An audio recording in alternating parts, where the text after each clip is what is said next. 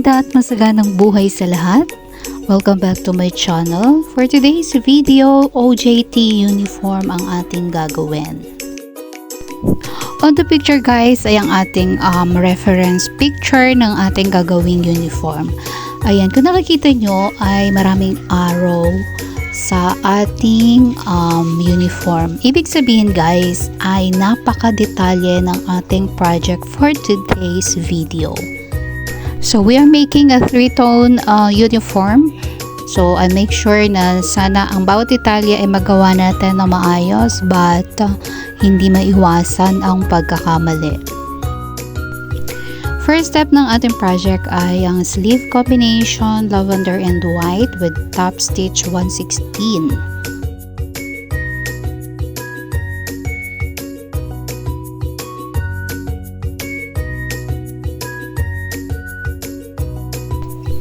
On the screen guys ay ang ating lavender and violet and lavender front combination. So ito yung kanyang kaliwang side. And meron din siyang welt pocket sa kanyang chest. So, itatap natin siya ng 1 1/2. And dyan sa violet na yun guys, ay maglalagay pa tayo ng another combination na white and violet.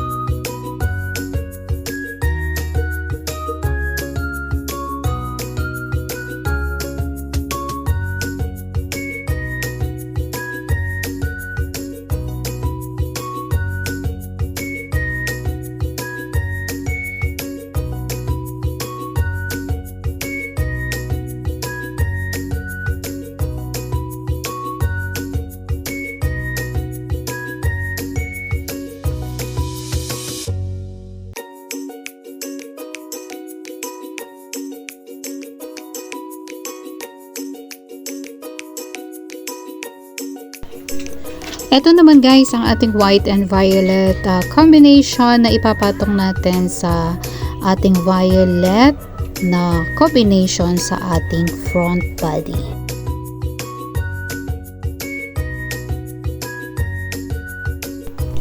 Sa aking history of sewing guys, ito ang pinakamadetalyeng project na nagawa ko so far.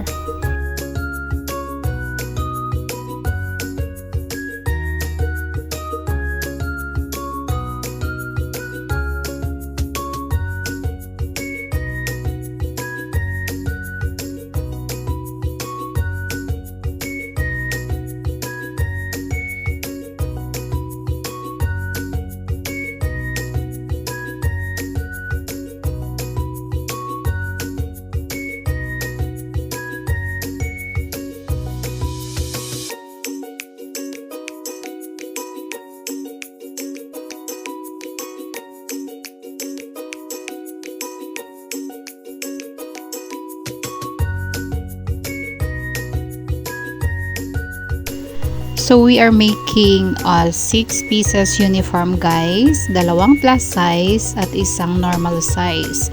So yung isang plus size ay babae at isang plus size na lalaki.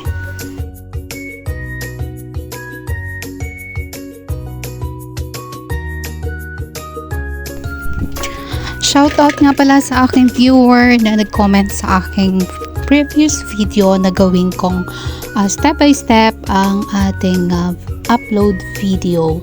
So, kung sino ka man at kung taga saan ka man, please comment down below kung ano ang gusto mong video na gagawin natin para gawin natin siyang step by step. And hopefully, makatulong sa iyo kung ano man yung gusto mong gawin. Or kung ano man yung gusto mong tahiin na gusto mong gawin step by step or gusto mong matutunan step by step.